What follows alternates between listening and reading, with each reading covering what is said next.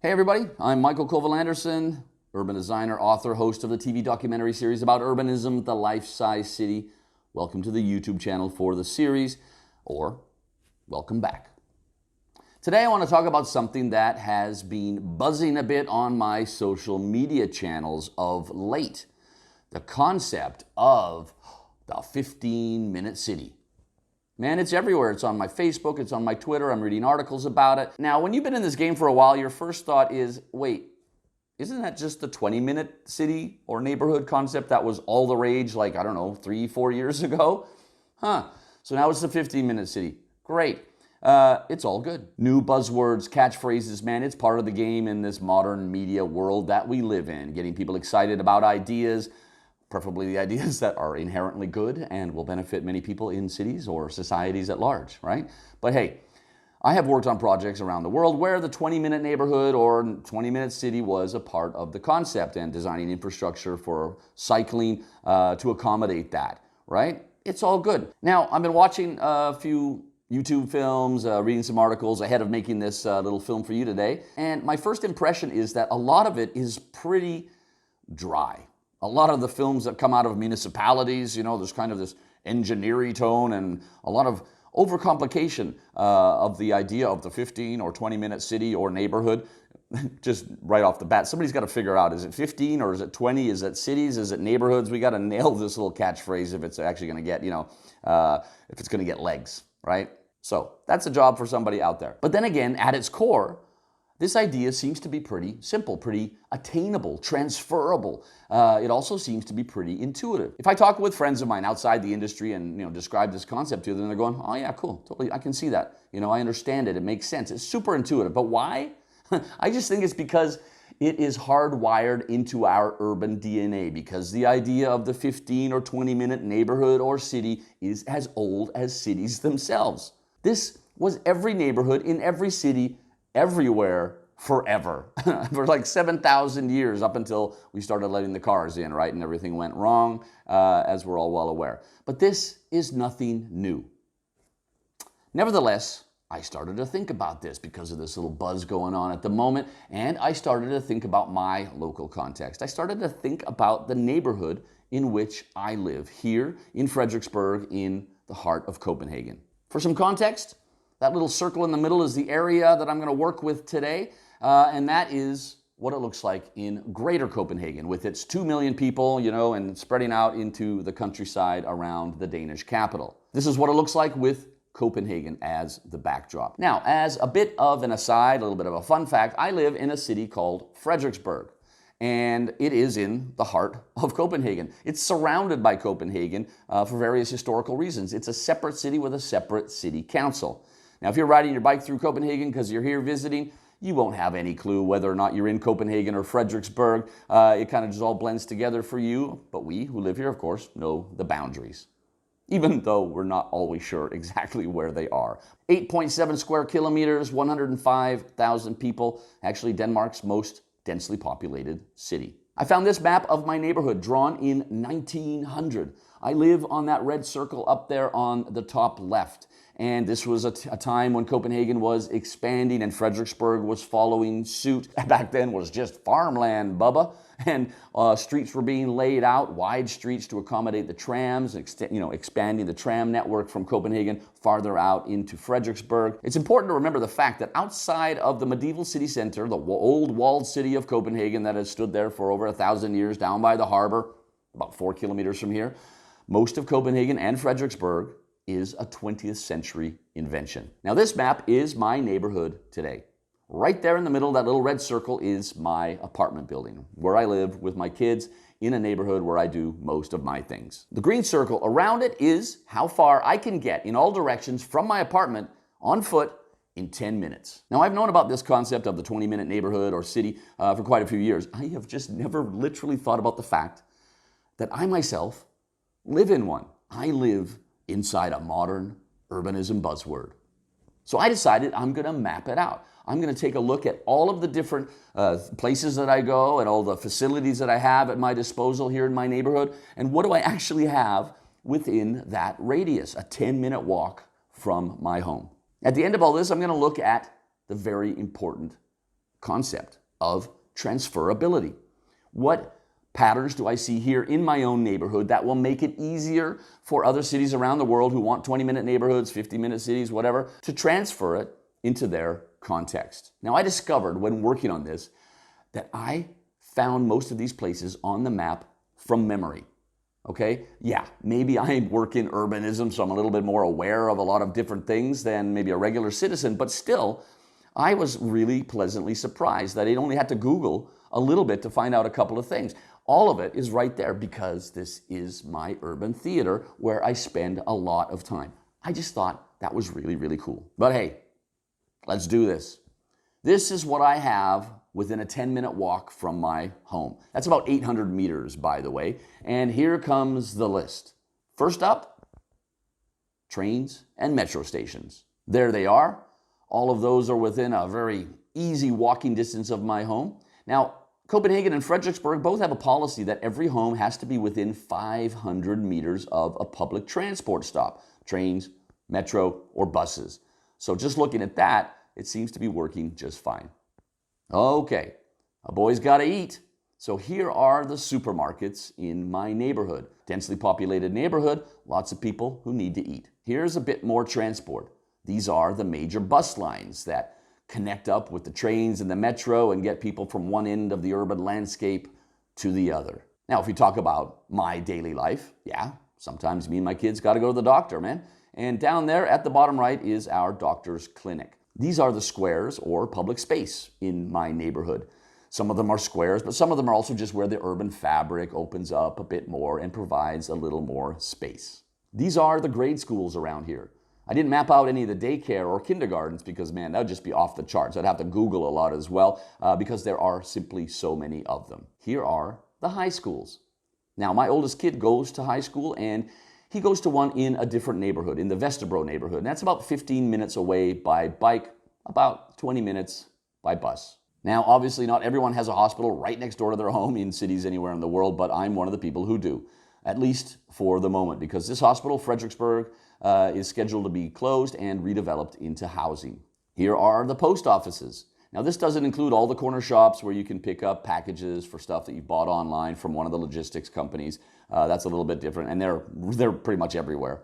If you're interested in reading about what it's like to live in one of the world's most digital nations where you rarely get post anymore, I have an article that I wrote down in the description. And here we have playgrounds. Now, this is both dedicated playgrounds as well as the playgrounds located on school property. And this is a really interesting thing about life in Copenhagen or Frederiksberg. The school playgrounds and the facilities they have, the basketball, the football, and whatnot, they're not closed to the public. They don't have big fences that slam shut at night. They are considered public space when school is out. So as soon as the kids have gone home, they're probably still playing there, some of them, but you can go in and play football, or you can, go with your kid and hang out on the jungle gym or the slides and do whatever you want. School playgrounds are public space. Pretty cool. And here we have parks, both large and small. It's really worth mentioning that in the architectural context of structures in Copenhagen and Frederiksberg, many people, if not most, have a back courtyard, an enclosed area, and generally it has a really cool green space for you and your family and friends to use. Now, this one was the hardest for me to map out, believe me, man. This is the bike shops in my neighborhood. We have 600 bike shops in Copenhagen and Frederiksberg. That's basically one for every 1,000 or 1,200 citizens. They are absolutely everywhere. When you move to a new neighborhood in this city, you have two questions of the people around you. Hey, what's the best bike shop and what's the best bakery? That's the two things you need to know first. Interestingly, during the COVID-19 lockdown in early 2020 here in Copenhagen, bike shops stayed open. Like supermarkets and pharmacies, they were simply considered essential services. Here we have sports and recreational facilities, places where you can play football or tennis or basketball or go skating in the winter. And of course, here we have the all-important bicycle urbanism. These are all the streets with cycle tracks. And when I say that, I mean best practice, unidirectional on both sides of the street, physically protected from the cars. All the other streets in the neighborhood are residential and low volume. But on all the main streets, of course, cycle tracks. And you can clearly see that it is part of a larger network here in Copenhagen. It connects up on all of the main streets basically everywhere you need to go. And this is everything that I mapped out all together, all at once on one map. Now there's a whole bunch of other stuff that I was thinking about putting on the map. I was on my way down a rabbit hole earlier today with this, and I had to stop myself. I was thinking about, where are all the corner shops? You know, the kiosks, the convenience stores. Where are all the cafes, the restaurants, the bars, the takeaway places? Where is the butcher, the fishmonger, all of these things that are integral to daily life in my neighborhood? But yeah, that would have taken me like the rest of the week, I think. But this gives you a good indication, I think, of what this 20-minute neighborhood actually looks like and how it works. Now, one of the things that I find just a little bit confusing about this 15 or 20-minute neighborhood or city concept is that time frame. Now, I have discovered here today that I do indeed live in a 20-minute neighborhood, and that is pretty cool.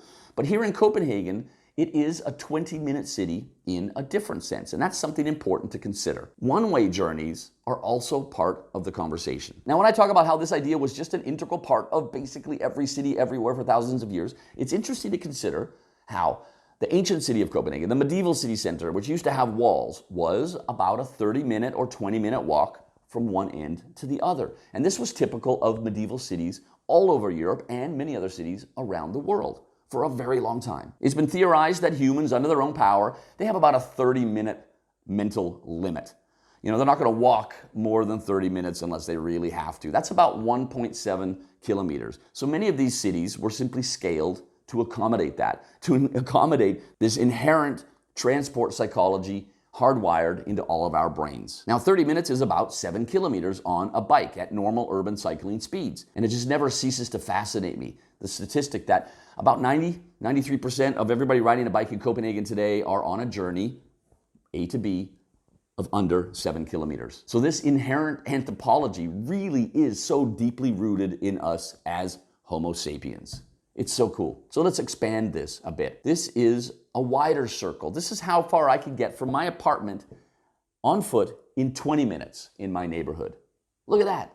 Whole new worlds open up. Other neighborhoods with the same kind of clusters of facilities and shops and everything like that. A lot more wine bars as well. But lest we forget the transport default for a majority of the citizens here, bikes. Look at that circle. That's how far I can get in 10 minutes of effortless cycling from my home in the middle. The city just opens up. And even more importantly, this is how far I can get in 20 minutes on my bike at normal urban cycling speeds. It's the whole damn place. The city center, the central station, and other train stations. I can just take my bike with me on board and go even farther. The harbor, green spaces, beaches, everything, you name it. And at only 15 extra minutes, look down there at the bottom right, at normal cycling speeds, I can get to the airport. There is loads of bike parking at Copenhagen Airport, and I do this a lot when I am on short work trips and I only have a carry-on bag. Cool. Let's talk about transferability. This works really great here. It's been designed like that for a long time. Does this work elsewhere? Yeah. Going back to the future is not that difficult for many cities. Paris has it incredibly easy. The mayor's talking about these 15-minute neighborhoods, and yeah, Paris has an advantage already in its urban design. Is this possible everywhere? Probably not, right? At least not without a lot of work and redevelopment and rethinking of a lot of elements. Because this 15 or 20-minute neighborhood or city simply doesn't work without the big D, density. It is all important. My neighborhood here that you've been looking at on these maps, there are 12,000 people per square kilometer. So this is an incredibly dense urban fabric. So before some cities start launching huge campaigns for we're going to have a 20-minute city, there is some serious work to do involving densifying the urban landscape. So density is absolutely key. But man, so is having other transport options. Buses and trains and a metro and tramways and the all-important bicycle infrastructure for helping people get around and also connecting it up from that one little neighborhood to the rest of the city at large. The 15 or 20-minute neighborhood or city is a low-hanging fruit, absolutely. But it has to be a part of a bigger vision for the entire city. So let's think about it, absolutely. Let's work towards it. Let's use it as a goal. But let's also remember to be a little bit rational about transferability, because in some places around the world that I've seen talking about these cities, man, there is a lot of work to be done before they can get anywhere near the true vision of a really life-sized neighborhood with everything within a short walking or cycling distance. But at its root, once again, it really is just every neighborhood in every city around the world for millennia. So let's just do that again because it worked so incredibly well. Like with so many aspects of modern urbanism, we need now more than ever to really go back to the future. That's it from me for today. Thank you for watching. Thank you for being out there. Please like the video, subscribe to the channel. We got lots of cool stuff going on. Check out the playlists and see if there's something that catches your interest. I'm going to link to the podcast down in the description. Have a listen. Wide range of urbanism topics. Really cool people that I've interviewed. That's it. I'm out. See you next time.